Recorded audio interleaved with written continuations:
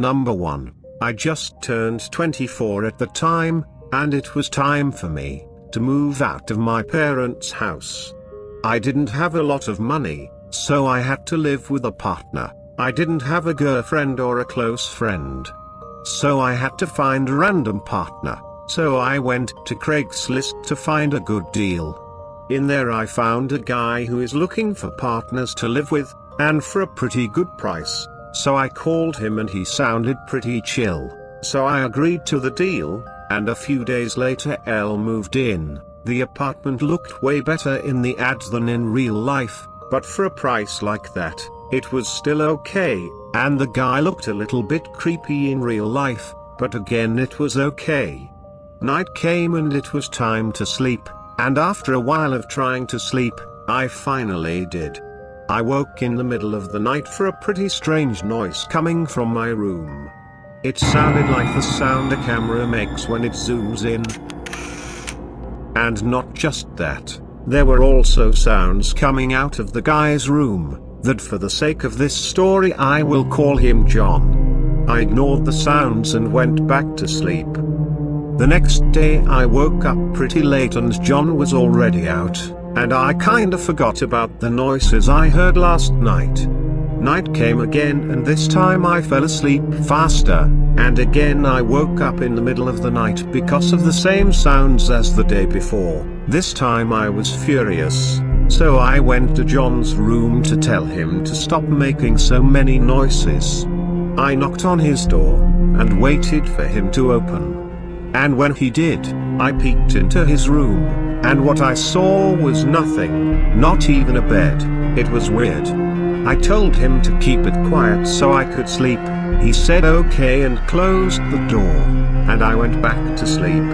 The next morning while I was eating it came to me, maybe those sounds that I heard, that came from my room, maybe it was a camera. I panicked and went in my room and started looking everywhere for a camera. After an hour of searching I found it. It was hidden in my closet. John probably planted it there. And then I did the stupidest thing ever. I called John before calling the police. When I called him I was angry and I was screaming at him and asking for answers, but he didn't say anything, so I hung up and I called the police. They came and I explained everything. They then told me that this house is actually abandoned.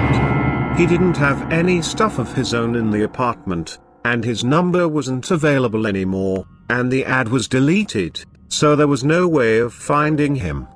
And still to this day I ask myself, why did he do this and what were his intentions? Did he only want to spy on me, or he was going to kill me one day? Number 2. When I was 10, I went to a museum with the school. After a few hours in there, I had to go to the bathroom. In there I saw this kid, a really weird looking kid. He looked a bit off. And then he just randomly started talking to me. He was just bragging about a new game he bought, and to be real I kinda wanted to play with it, and then he tells me that he lives nearby, and that I should go to his house and play with him. I really wanted to go, yet I remember my parents always telling me to never talk to strangers, yet I couldn't resist the urge, and I said yes. We went out of the museum, to a huge parking lot, and strangely it was almost empty. Then we walked a bit further, and suddenly, the kid stopped. He looked at me in a horror look.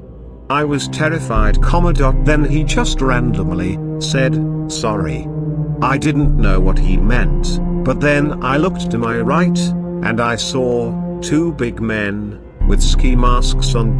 Then I started yelling and running, hoping for someone to hear me, and luckily before they could catch me, the security guy came out rushing to help me, and when they saw him, they took off.